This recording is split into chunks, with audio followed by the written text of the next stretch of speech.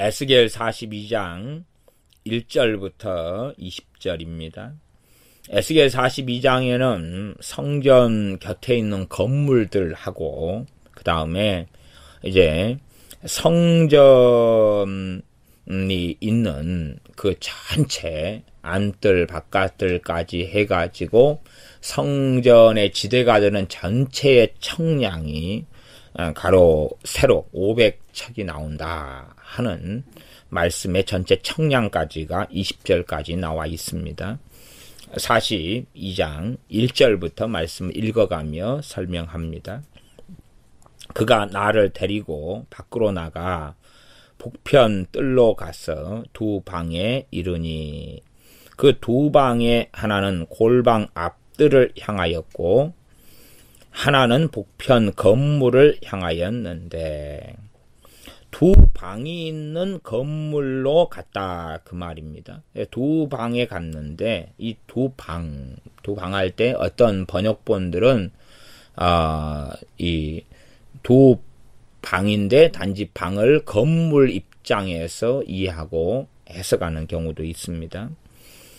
그래서 하나는 이 북편 건물을 한 방은 북편 건물을 향하였다. 또 방 하나는 골방 앞뜰을 향하였다. 골방 앞뜰. 골방이라는 것이 우리가 이해하시면은 그 성전과 성소와 지성소가 있는 건물의 외곽에 세 편에가 이 3층으로 해가지고 방들이 지어져 있는 것을 압니다. 그러니 이 성소와 지성소의 건물의 밖에가 붙어가지고 3층으로 해가지고 방들이 쭉 이렇게 지어져서 있었는데 한 층에 30개씩 해서 3개 층 90개의 방이 쫙 이렇게 있었는데 이 성전 밖에 있는 건물에서 한쪽 방에서 보면은 그 골방들이 보이겠죠. 그 다음에 저쪽 방, 복도를 건너서 저쪽 방에서 볼 때는 북편 건물 쪽에 있다. 2절 그 방들의 자리의 장이 100척이요 광이 50척이다. 그 방들의 길이가 100척, 100척이니까 그다음 폭이 50척이고 그 문을 북을 향하였다. 방들이 어마어마하게 큰 거지요. 약간은 애매성이 지금 42장에 있습니다. 그 뒤에 가면은 이 방들 가운데 한 방은 이 100척이 나오고 그 다음에 다른 방은 50척이다 이렇게 7절하고 8절로 가면 나옵니다. 7절 보면 그 한 방의 바깥 담고 뜰의 담과 마주대한 담의 장이 담장이 50척인데 8절 바깥 뜰로 향한 방의 장이 50척이다. 그리고 성전 앞을 향한 방은 100척이다. 그러니 전문가들만 이 어느 정도까지의 이 성전 곁의 건물들에 대한 이야기 속에서 이 건물들을 다 그릴 수 있겠습니다. 그러나 보통 우리가 볼 때는 이제 약간은 애매하고 건물의 모양이 정확하게 어떻게 다 되었는가까지는 다 이해하기가 좀 난해합니다. 우리가 뭐 그렇게 생각해 보겠습니다. 과거에 이 성소와 지성소에 쓰이는 이 기물들이 있다 그러면은 그 설명들만 보고도 우리가 기물을 만들 수 있는 사람이 아니잖아요. 만들 수 있는 사람이라면 하나님께서는 이 오홀리압이나 부살렐 같은 사람들에게 지혜를 주셔서 만들게 하지 않았겠지요. 그냥 보통 사람이 보면 다 만들 수 있다. 말 설명 하나 들면 다 할 수 있다. 그러면 전문 요리사가 자기의 그 굉장히 대단한 요리에 대해서 우리같이 비전문가한테 조금 설명해주면 우리가 그거 듣고 그 요리를 다 만들 수 있는 천재가 되는 건 아니지요. 그래서 이 하나님 말씀의 부분들도 우리가 설명을 들으면서 이것을 다 유추하거나 다 그리거나 심지어 우리가 건물을 만드는 사람이 되어져서 만들 수 있다. 다 이해할 수 있다. 이것은 되게 어려울 겁니다. 이에 대한 전문 지식을 가진 사람들은 좀 더 잘 이해할 것이고 그렇지 않은 사람들은 좀 더 덜 이해할 것이고 그러나 이 성경 본문에서 이야기하는 본질적인 부분, 무엇을 말씀하시려고 그러셨을까 하는 부분은 우리가 다 공히 그래도 알아갈 수 있다. 저는 그렇게 믿습니다. 2절로 가면 그 방들의 자리에 장이 100척이고 광이 50척이다. 그 문은 북을 향하였다. 3절 그 방 3층에 툇마루들이 있는데 그 한 방의 툇마루는 20척대는 안뜰과 마주 대하였고 한 방의 툇마루는 20척대는 안뜰과 마주 대하였고 그 다음에 한 방의 툇마루는 바깥들 박석 깔린 곳과 마주 대하였으며 4절 툇마루라는 것을 이 번역이 좀 복잡한데 어떤 번역은 다락이라고 번역했고요. 어떤 번역은 복도라고 번역하기도 합니다. 그러니 그런 부분에서 다락이나 복도는 전혀 다른 개념인데 복도라고 번역하고 또 이해하는 측면에서 건물을 나타내는 게 틀리고 다락이라고 이해하는 측면에서 건물을 이해하고 그리는 것 자체가 조금씩이 아니라 많이 달라질 수도 있습니다. 4절 그 두 방 사이에 통한 길이 있어 광이 10척이다. 통한 길은 두 방 사이에 통한 길이니까 복도겠죠. 복도의 광이 10척이면 52.5cm다. 그러면은 5.25m 정도 되니까 복도가 굉장히 넓은 복도의 건물이 될 겁니다. 장 100척이며 그 문들은 북을 향하였다. 5절 그 상층의 방이 최고 좁다. 3층 건물이니까요. 3층 건물 중에서 꼭대기층이 최고 좁다. 이는 툇마루들을 인하여 하층과 중층보다 상층이 더 줄어듭니다. 툇마루 때문에 다락이나 복도 때문에 상층이 재고 줄어들었다. 그렇게 나오고 6절에는 또 약간 다르게 나왔는데 6절은 그 방이 3층이라도 뜰에 기둥 같은 기둥이 없으므로 그 상층이 하층과 중층보다 더욱 좁아졌다. 5절하고 6절이 위에 3층, 2층이 1층보다 더 좁은 이유, 층이 올라갈수록 좁아진 이유에 대해서 두 가지가 나왔어요. 그러니까 이 두 가지에 대한 의미의 이해도 좀 다소 난해한 부분이 있습니다. 6절로 제가 말씀을 좀 상징적으로 본다면 그 방이 3층이라도 뜰에 기둥 같은 기둥이 없으니까 위층으로 갈수록 좁아진다. 기둥이 있으면은 기둥을 의지해 가지고 위층들도 똑같은 넓이로 가지거나 심지어는 기둥을 잘 만들어 놓고 이용하면 우리가 위층들을 더 넓게도 만들 수 있는 거예요. 그러나 기둥이 없다면은 기둥이 없는 곳에서는 위층을 더 높게 만들 수 없어요. 우리가 일반 우리 건물들 같은 경우에 보면 건물들의 코너나 또한 중간중간에 보면 철근 콘크리트로 해가지고 툭 튀어나온 부분들이 사실은 기둥들입니다. 이것을 일본 말로 건축학적으로 하면 하시라라 그러는데 이런 기둥들이 있으니까 이 기둥들을 따라서 건물들을 똑같이 높게 올릴 수가 있어요. 그러나 어떤 건물은 2층까지 건물을 지어서 기둥이 없는 경우에 2층 위에 옥상에다가 조립식 건물 같은 것도 간혹 불법적이지만 짓지 않습니까? 그러나 그러한 기둥이 없는 조립식 불법 건물을 똑같은 면적으로는 지을 수가 없어요. 훨씬 좁게 짓죠. 그리고 무겁게 해가지고 지을 수 자체가 없어요.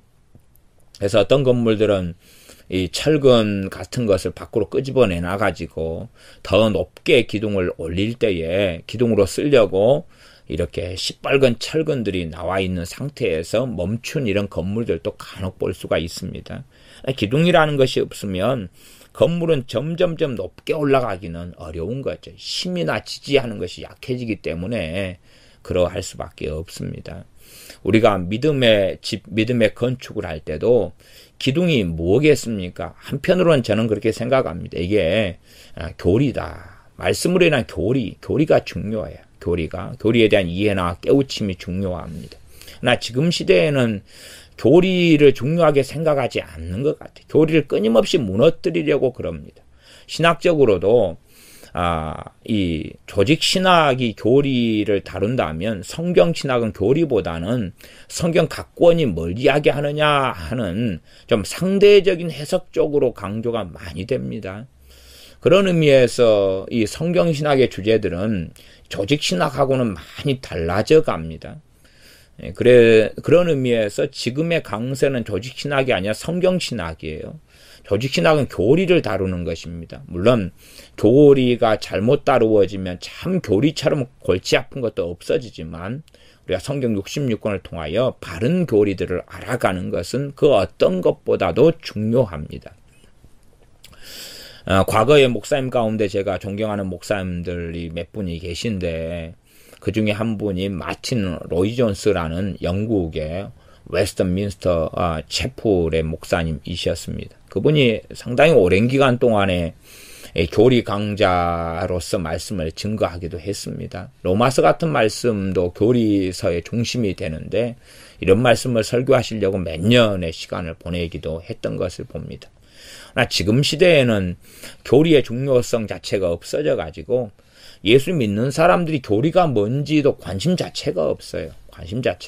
제가 관심 있는 주제들이 있다면은 뭐 어떻게 해서 기도응답 받을까, 어떻게 해서 복을 받을까, 어떻게 재정의 축복을 받을까, 뭐 이런 것들인 것 같아요. 또 요즘에 상대적으로 과거도 그렇지만은 마귀의 공격과 마귀의 짓눌림이 아주 많은 시대가 됐기 때문에 어떻게 하면 마귀에게서 쉽게 노임받을까 그럽니다. 그렇지만 교리가 얼마나 중요한지는 생각하지 않는데 저는 이러한 기둥들이 있어야지만이 건물을 더 높게 쌓아 올라가는 것처럼 진리의 말씀들을 통하여서 교리를 갖춰가야지 더 힘있고 높은 건물을 지을 수 있다. 저는 그렇게 말씀을 유추적으로 생각합니다. 7절 그 한 방에 바깥담고 뜰의담과 마주대한 담의 장이 50척이니 바깥뜰로 향한 방의 장이 50척임이며 성전 앞을 향한 방은 100척이다. 50 곱하기 100, 50 곱하기 100의 구조지요. 9절 이 방들 아래에 동편에서 들어가는 통행구가 있으니 그 바깥뜰에서 들어가는 통행구더라. 동편에 있는 바깥뜰에서 들어가는 통행구가 이 방들이 있는 건물에 이렇게 열려 있다는 것입니다. 10절 남편 골방뜰 맞은편과 남편 건물 맞은편에도 방 둘이 있다. 지금 이 2절부터 9절까지 나와 있는 이러한 건물이 북편에 있는 건물인데요. 남편에도 동일한 건물이 있다고 설명합니다. 11절 그 두 방 사이에 길이 있고 그 방들의 모양은 북편 방 같고 그 장광도 같고 그 출입구와 문도 그와 같으며 이 남편 방에 출입하는 문이 있는데 다음 동편 길머리에 있다. 그리고 이제 중요한 것은 이 남편에 있는 건물들이 있죠. 이 건물들, 남편에 있는 건물과 북편에 있는 건물들의 용도가 중요하지요. 13절 그가 내게 이르되 좌우 골방 뜰 앞 곧 북편 남편에 있는 방들은 이것을 다른 번역본들로 하면 성전 뜰 앞에 있는 북쪽 남쪽 방들은 이렇게도 번역할 수 있겠습니다. 우리가 북편에 있는 한 건물에 보면 통로 좌우로 이편 저편에 방들이 있었잖아요. 이편 저편에 방들이 있었는데 그 이편 저편 방들 가운데 제가 이 해석할 때는 골방들을 향하고 있는 그쪽에 북편 건물에 있는 방하고 남편 건물에 있는 방에서도 골방은 어느 쪽입니까? 성소 지성소를 바라보는 쪽에 있는 방, 그 방들에 대한 이야기 같습니다. 이 방들은 거룩한 방이라. 거룩하다는 것은 하나님께서 구별해라 그 말입니다. 특별한 용도를 통해서 쓰겠는데 하나님 앞에서 하나님을 섬기는 것과 관련돼서 쓰는 방이라는 것입니다. 거룩한 방이라 여호와를 가까이 하는 제사장들이 지성물을 거기서 먹을 것이며 지성물 곧 소제와 속죄제와 속건제의 제물을 거기 둘 것이며 이는 거룩한 곳이라. 거룩한 방, 거룩한 곳으로 쓰는 방들이 이 남편과 북편에 있는 건물들에 있었다는 사실입니다. 그리고 이 지성물, 지극히 거룩한 이러한 재물이죠. 이러한 것을 거기서 먹는다 그 말입니다. 제사장들이 거기서 이 지성물을 먹는 대로 쓰고 이러한 것을 보관하는 대로 쓴다는 것입니다. 하나님께 제물로 바쳤던 이러한 것들, 또 제사장들이 먹어야 될 몫이 되는 것들은 하나님께 바쳐진 거기 때문에 거룩한 것이 되어집니다. 그러한 것을 함부로 남용하고 오용하고 쓰는 것은 참으로 어리석은 일이 됩니다. 고린도 교회에는 이 성찬을 했는데 성찬에 쓰이는 빵과 포도주를 자기 집에서 먹는 빵과 포도주를 가져와서 성찬을 했는데, 그러나 집에서 먹었던 빵과 포도주하고 집에서 가져왔지만 주님 앞에 하나님 앞에서 성찬으로서 예배하면서 쓰는 빵과 포도주를 쓸 때는 전혀 다르다는 것을 이해를 해야 되는데, 유감스럽게 고린도에 있는 교인들의 어떤 이들은 같은 걸로 취급하고 말았습니다. 집에서 빵 먹듯이 포도주 먹듯이 성찬식에 와서 빵 먹듯이 포도주 먹듯이 했다는 것입니다. 그러므로 주님의 몸을, 주님의 피를 분별치 못하고 먹고 마시는 죄 가운데 들어서 병들거나 연약해지거나 잠자는 것, 죽음을 당하는 그런 비극적인 일들이 고린도 교회 안에 나타났습니다. 하나님을 섬기고 기도하고 예배하고 성령의 은사들이 있고 그러면서 성찬식을 하는데 문제는 성찬식을 통하여 병이 찾아온다는 것입니다. 저는 케네스 해긴 목사님 같은 분을 존경합니다. 그러긴 하지만은 그 모든 성경 해석에 동의하지는 않습니다. 케네스 해긴 목사님은 주님은 병을 치유만 하시는 분이지 병을 주시는 분은 아니다라고 주장합니다.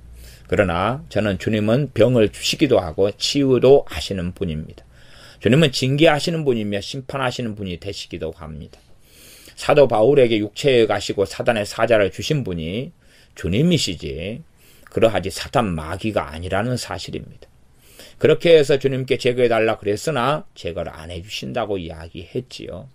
그런 것처럼 고린도 교회가 잘못된 성찬을 통하여 질병을 주신 분은 마귀가 아니라, 물론 마귀가 쓰임받을 수는 있습니다만은 하나님이시다는 사실입니다. 또한 연약한 몸을 건강케 하시는 분이 주님이시지만 또한 연약하게도 하시는 분이 주님이시다는 사실을 기억해야 됩니다.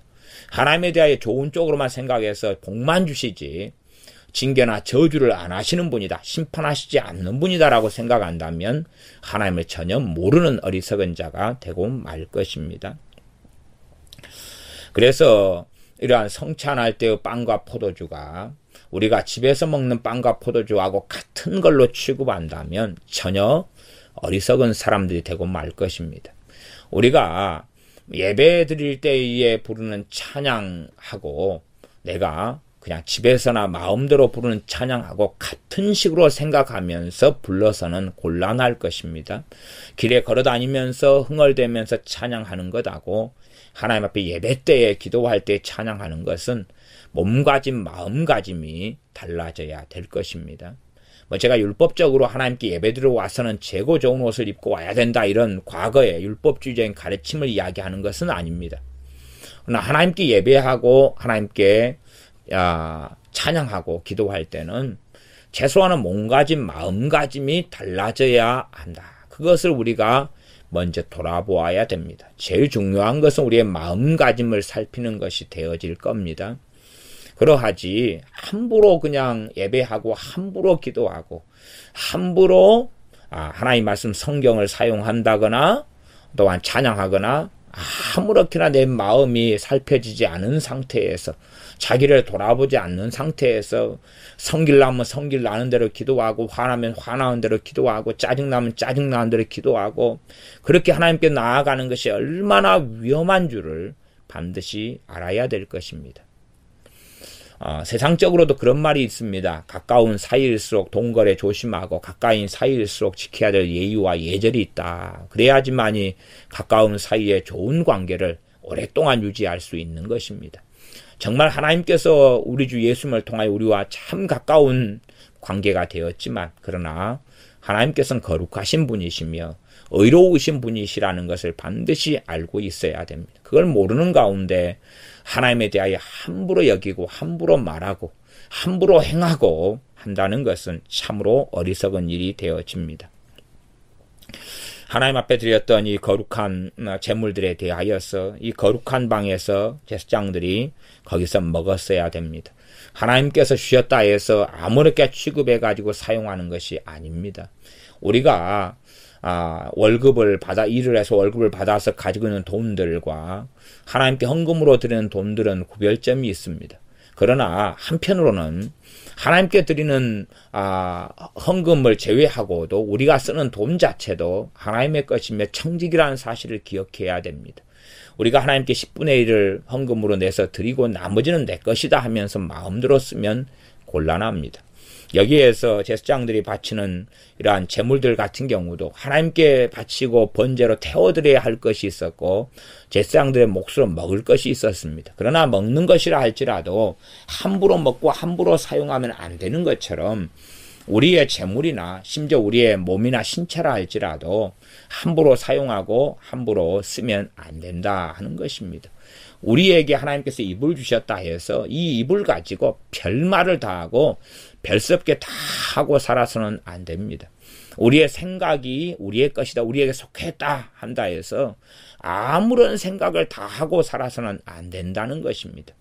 그러함에 이 거룩한 것들을 먹는 정해진 거룩한 방에서 먹는 것처럼 우리가 우리에게 주신 재물을 참으로 선한 청지가 되어져서 바르게 사용하는 것을 배우는 것은 마땅한 것입니다.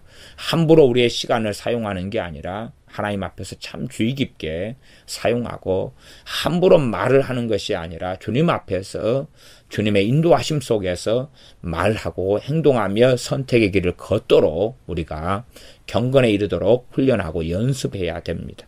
그러하지 하나님께서 내게 제사장들이 우리에게 주신 거다 그러니 야 집에도 가져가고 또한 이웃에게도 나누어 주자. 이건 선행 아니냐. 우리끼리만 먹으면 되냐.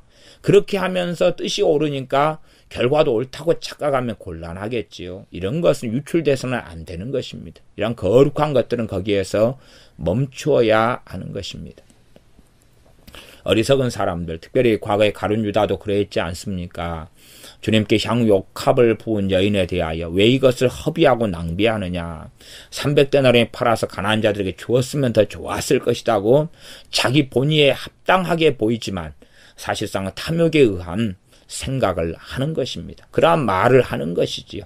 자신의 정욕과 탐욕과 도덕질을 감추기 위해서 선한 척, 선한 양심과 마음을 갖춘 척 말하는 것입니다. 그러나 그것은 잘못되었던 것처럼 하나님께서 제사장들에게 주시는 이 거룩한 지성물은 밖으로 반출돼서는 안 되는 것이고 심지어는 극단적으로 제사장들이 배가 터져서 더 이상 못 먹어서 버리게 된다 할지라도 이것들은 정말로 주의 깊게 사용해야 할 것입니다. 교회로 한다면 헌금 같은 것은 특별히 더 그러하겠지요. 각 개인이 사용하는 돈도 다 주님의 것입니다. 우리의 몸도 다 주님의 것이고 우리가 가진 10분의 10이 다 주님의 것입니다.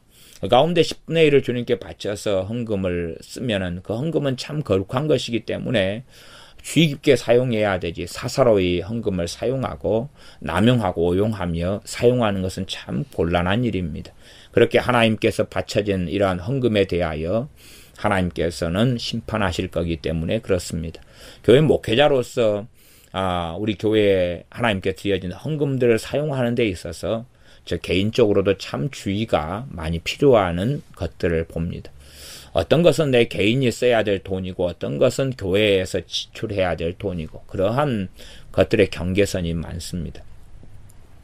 저 개인적으로는 저 개인의 신앙과 믿음에서는 제 개인이 사용하는 핸드폰 요금이라든지 이런 것들은 다 제가 지출합니다. 왜냐하면 거기에서 목회자라 해서 핸드폰 요금 같은 통신비를 교회에서 내는 것은 말이 안 되는 것이지요.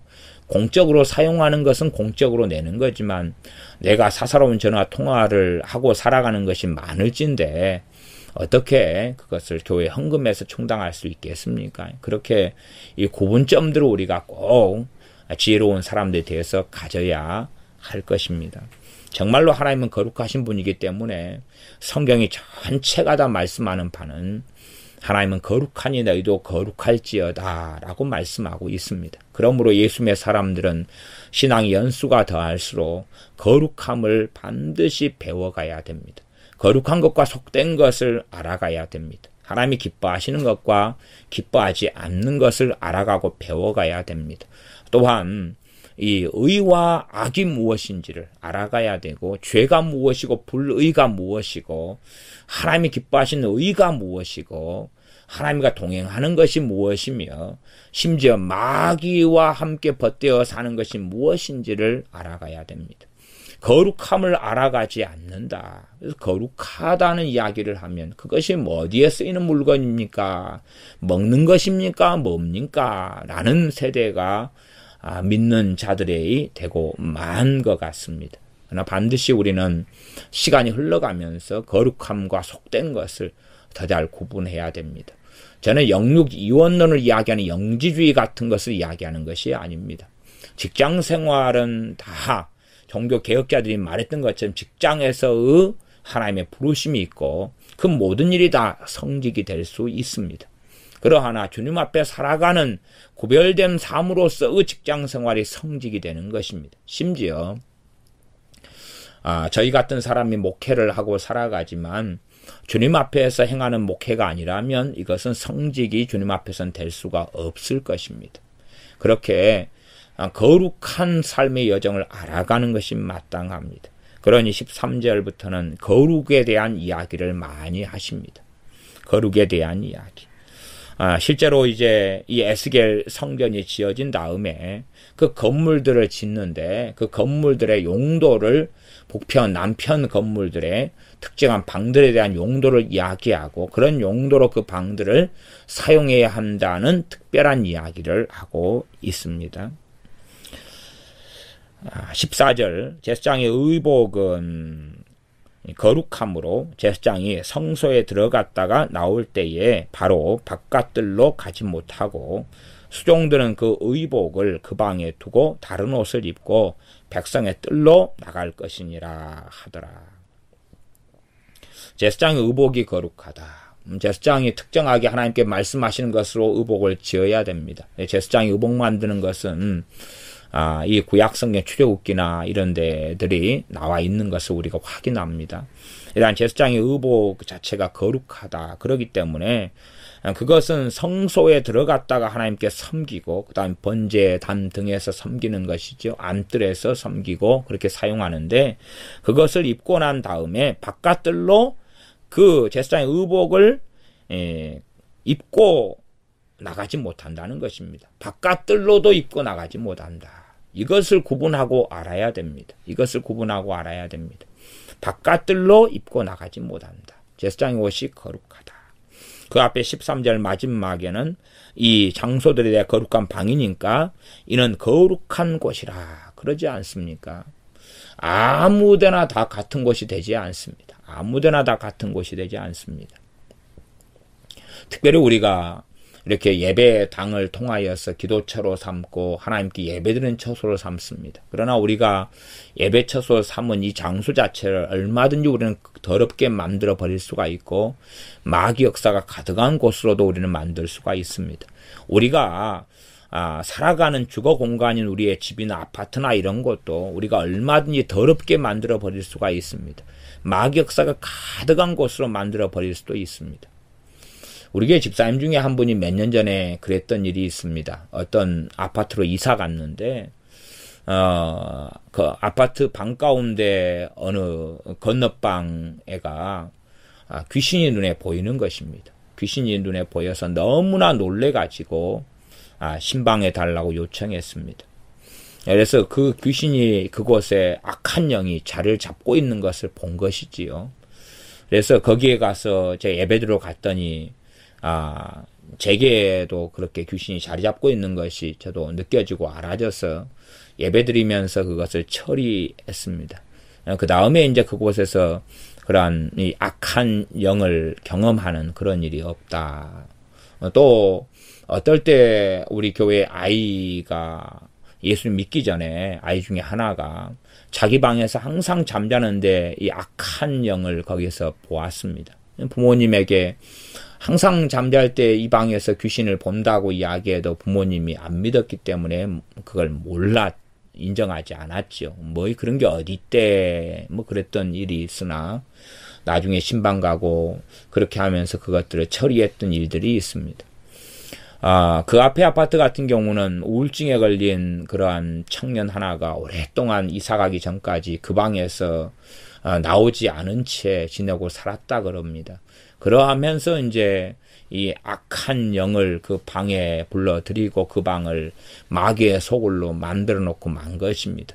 영적 세계를 이해하지 못하는 사람들은 잘 모르는 이야기가 될 수 있겠습니다만은 우리가 주님 하나님의 나라의 전쟁 가운데 정말 중요한 전쟁 중에 하나가 영토 전쟁입니다. 우리가 하나님 앞에 섬기는 이 장소나 자리나 땅이나 무엇보다 우리 자신이죠. 우리 자신이 하나님의 나라 영토 가운데 가장 근본적인 영토입니다. 우리의 마음과 생각과 우리의 뜻이나 감정이 모든 부분에 대하여 어떻게 하나님께 드려서 마귀의 영토가 되지 않게 하느냐. 나아가 우리 육신을 마귀의 도구가 아니라 의의 도구로, 의의 지체로, 불의의 도구가 아니라 하나님의 의의 지체로 하나님께 드리느냐. 나아가 우리가 살아가는 땅과 자리가 깨끗한 장소들이 되어져서 하나님 받으실 만한 그러한 예배당, 예배처소, 하나님께서 받으실 만한 우리의 집, 아파트나 거실이나 방들이 되도록 해야 됩니다. 그래서 하나님이 거하실 만한, 하나님 받으실 만한 이런 깨끗한 곳, 거룩한 곳으로 우리 주 예수님으로 인하여서 또 우리의 믿음으로 인하여서 우리가 하나님 앞에 드리는 회개를 통하여서 깨끗게 되어질 때에 우리가 잠자는 그 자리에 성령이 임하시고 또한 우리가 예배하는 그 자리에 그곳이 가정이 되었던 직장이 되었던 심지어 직장에서 내가 거하는 내 테이블, 내 책상 일하는 자리가 있다면 그곳이 주님께서 만나주시는 그러한 거룩한 성소가 되도록 거룩한 장소가 되도록 주님께 내어드리고 그렇게 해야 될 것입니다. 어떤 전에 서울로 이사 가셨는데 이사 가기 전에 우리 교회 신앙생활 된 집사님이 참으로 어떤 집사님 힘들게 사셨는데 그분이 정말 힘들게 살았는데도 딱 한 곳에서는 그렇게 기도도 되고 집에서나 어디에서나 다 기도가 안 되고 답답하고 우울증이나 다 모든 것이 힘든데 한 곳에서는 좋았다 그럽니다. 그래서 물어보니까 자기의 작은 자가용이었습니다. 그 자가용에서는 기도하고 예배하고 그곳만 가면 쉬어도 편안하고 기도하면 기도가 잘 되고 그래서 그곳 한 곳을 하나님께 예배드리는 깨끗한 곳으로 만들어 놨기 때문에 그나마 숨이라도 쉬고 어려움의 때를 견디었던 것을 보았습니다. 그것처럼 우리의 영토들을 하나님께 바쳐드리는 거룩한 곳, 거룩한 장소들로 한 곳 한 곳 만들어 가야 됩니다. 가장 중요한 영토는 우리 자신일 겁니다. 우리가 산 제물로 하나님께 바쳐져야 되고 우리의 마음, 우리의 뜻, 우리의 생각, 우리의 감정, 이 모든 것들을 하나님께 바쳐서 성령님께서 감정을 통하여 바르게 감동 감화하시고 우리의 뜻 가운데 우리의 생각 가운데 마귀가 어떤 생각을 이 가룟 유다에게나 불어넣는 것처럼 그런 것이 아니라 성령님께서 우리의 생각 가운데 지혜와 지식으로 역사해 주시도록 우리의 생각, 마음, 감정을 하나님께 드려서 거룩한 곳이 되게 해야 됩니다.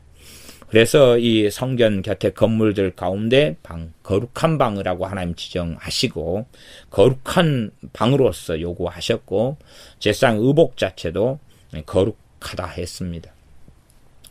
예수를 믿는 사람을 베드로 사도는 그렇게 이야기합니다. 너희는 왕같은 제사장들이라. 또한 하나님 기쁘게 받으실 예배를 드릴 그러한 거룩한 제사장이 될지어다 그랬습니다. 우리가 입는 의복, 제사장의 의복, 믿는 신자가 제사장인데 그들이 입는 의복이 무슨 의복이 돼야 됩니까? 그 의복은 예수 그리스도의 의가 돼야 됩니다. 우리의 의로움이 의복이 되는 것이 아니라 주님의 의로우심을 믿음을 통하여 우리의 의복으로 삼아야 됩니다. 그때만이 하나님께 제사하고 하나님께 예배하고 하나님께 나아갈 수가 있을 것입니다. 그러하지 우리가 마음대로 내가 보기에 고상하고 좋은 옷이라 해서 내 의로움을 여기서 저기서 만들어 가지고 화려하게 만든다 해서 그 옷을 입고는 하나님께 나아갈 수 없는 것입니다. 제사장의 의복만 입고 하나님 앞에 수종될 수 있는 것처럼 정말로 주님을 믿는 믿음의 세마포만으로만이 하나님께 나아가서 제사하고 하나님께 나아가 예배하고 찬양하며 기도할 수 있습니다. 그러므로 우리의 의복을 입는다는 것을 다른 의미에서 주님께서는 이제는 너희가 내 이름으로 구하라.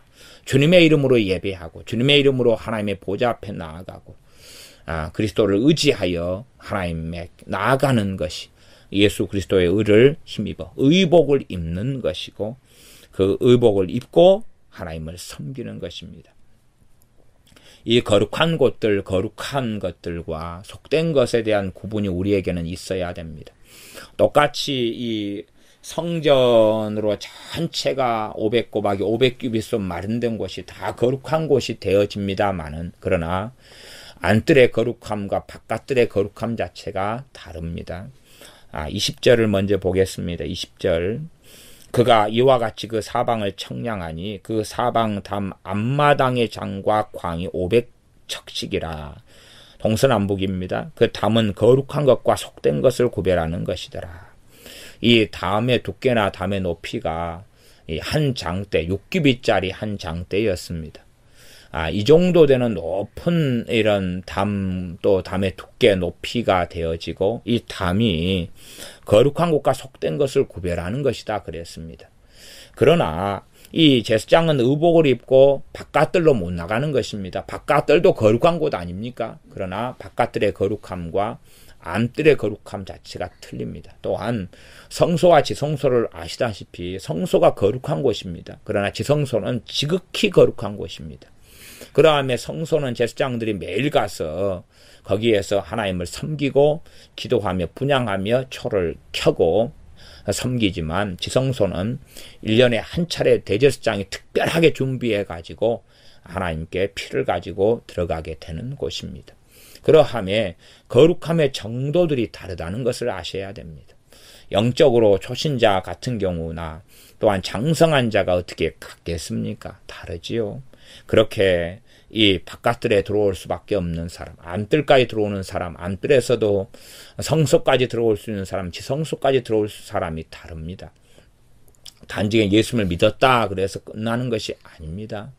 하나님 말씀 66권을 통하여 우리는 거룩해져 가야 되고 우리 자신이 거룩한 하나님이 거하실 처소가 돼야 됩니다. 너희는 하나님이 거하실 거룩한 처소가 되어져야 한다고 말씀하니 그 처소는 거룩한 처소에 거룩하신 하나님이 임하시는 것입니다. 단지 그냥 하나님이 임하여 주시옵소서 하는 임재기도를 해서 임하시는 것이 아닙니다. 우리가 거룩한 처소가 말씀을 통하여 되어지고 하나님 말씀 물로 씻어 깨끗하게 하고 깨끗하게 되는 것이 거룩해지는 것입니다. 하나님 말씀을 통하여 기도와 말씀으로 거룩해 되어지고 깨끗하게 되어진다면은 성령님께서 임하시며 충만케 하시며 우리가 주님과 동행하는 삶을 살 수 있게 되어질 것입니다. 15절입니다. 그가 안에 있는 전 청량하기를 마친 후에 나를 데리고 동양한 문길로 나가서 사면 담을 청량하는데 그가 청량하는 장대 곧 그 장대로 동편을 청량하니까 500척이고 그 장대로 북편을 청량하니 500척이고 그 장대로 남편을 청량하니 500척이고 서편으로 돌이켜 그 장대로 청량하니 500척이라. 담장 안에 있는 동서남북에 이런 청량했을 때가 500척이 나왔습니다. 가로 세로 동서남북의 길이가 다 500척 정사각형이 나왔지요. 이 정도로 딱 정확하게 맞아떨어갔습니다. 하나님 말씀을 캐논이라 그럽니다. 진리를 캐논이라 잣대라 그런 의미로 사용하기도 합니다. 하나님 말씀은 참으로 규격에 딱 맞습니다. 하나님 말씀이 혼잡하여 하나님 말씀을 이것에 더하거나 빼서는 안 된다라는 요한계시록의 말씀 우리는 기억합니다. 하나님 말씀을 더하거나 빼서 되어지는 게 아니라 가감해서 되어지는 것이 아닙니다. 하나님 말씀이 우리의 인생과 삶 속에 가장 중심에 놓여져야 할 것입니다. 성전이 또한 과거에 성소가 성막이 이스라엘 백성이 행군할 때에 진을 칠 때에 그 한가운데 진을 칠 때의 한가운데 있었던 것처럼 그렇게 우리가 거주하고 살 때에 하나님을 섬기는 신앙과 믿음과 예배와 기도와 말씀이 우리의 삶의 중심을 차지해야 됩니다. 에스겔 선지자를 통해 보이신 성전도 이 팔레스틴의 중심에 놓여 있었습니다. 그것처럼 하나님의 성전이 중심에 놓여 있고 우리가 하나님을 섬기는 것, 섬기는 믿음과 신앙과 예배와 기도와 말씀이 우리의 삶의 모든 것의 중심에 놓여져야 되지, 부수적인 것이나 어쩌다가 하는 기도, 어쩌다가 하는 예배나 말씀을 상고하는 것이 되는 것이 아니라 우리의 삶의 가장 중요한 것이 하나님을 섬기고 예배하고 기도하며 그 말씀을 묵상하며 상고하고 또한 기도로 하나님께 나아가는 것이 우리의 삶의 모든 것에 가장 중요한 가치가 되어져야 합니다. 이 500 이렇게 하나님의 정확한 기준 치수 가운데 여기에서 이제 바깥들 들어가는 건물들, 그리고 안뜰로 들어가는 건물들, 또한 거기에 있는 부속 건물들이나 골방들이 있는 성소와 지성소를 감싸고 있는 삼면의 이런 방들 등등 성소와 지성소, 번제단 여러 가지 규격들을 우리가 살펴봅니다. 이 번제단은 43장에가 나와 있습니다. 이러한 규격들이 정확한 것처럼 우리가 하나님의 말씀에서 떠나는 게 아니라 하나님의 말씀을 통하여서 하나님의 진리의 기준이 무엇인지를 더 알아가는 사람들이 되어야 됩니다. 정말 의가 무엇인지, 공의가 무엇인지, 거룩함이 무엇인지는 하나님의 말씀을 통하여 성령님을 통하여 성령님께서 모든 진리를 너에게 알리시리라. 성령님께서 진리의 말씀을 통하여 하나님의 기준을 알게 하는 것입니다. 또한 하나님의 기준에 맞는 사람, 그러한 거룩한 사람으로 우리가 하나님의 거하실 처소로 지어져 가는 것입니다. 그러므로 20절 마지막에 그 담은 거룩한 것과 속된 것을 구별하는 것이더라. 이 담이 한편으로는 교리가 되어진다, 그렇게 저는 생각합니다. 그렇게 해서 이단과 사이비로부터 참으로 이 말씀 혼잡케 된 이 속된 것과 거룩한 것이 교리를 통하여서 교회가 지켜지고 보존되어져야 됩니다. 초대교회가 타락을 로마 교회가 중심을 잡으면서 세속화되고 세속화되어져 가면서 이 이방 신들을 믿는 것들이 이 교회 안에 끌고 들어와 가지고 마리아를 신격화 만들고 마리아를 숭배하고 기도하는 성모라고 하는 그런 자리까지 올려서 아베 마리아, 마리아의 찬송을 받으소서, 그러한 걸로 교회가 타락해져 갖고 변질되어져 갔습니다. 그것은 바른 교리들로 제대로 울타리와 담장을 치지 않았기 때문에 그렇습니다. 교리를 이뤄져가는 교회는 쉽게 이단과 사이비와 미혹 속에 들어가게 됩니다.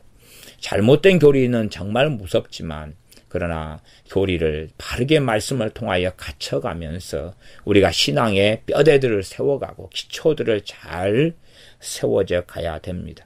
그렇지 아니하면 거룩함과 속된 것을 구별하는 담이 없으면 그러면 거룩한 것을 속된 걸로 취급하고 속된 삶을 살면서도 거룩한 삶이라고 얼마든지 착각하고 살아갈 수 있을 것입니다.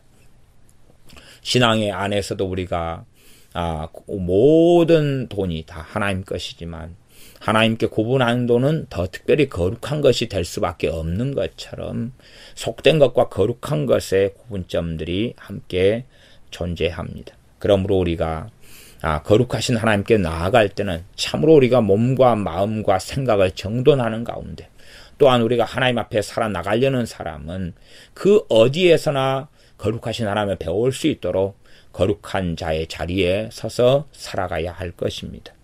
단지 예배드릴 때만 거룩한 사람인 척하고 생활과 삶 속에서는 속된 삶을 살아가면서 내가 구별된 자라 하는 착각은 없어야 됩니다.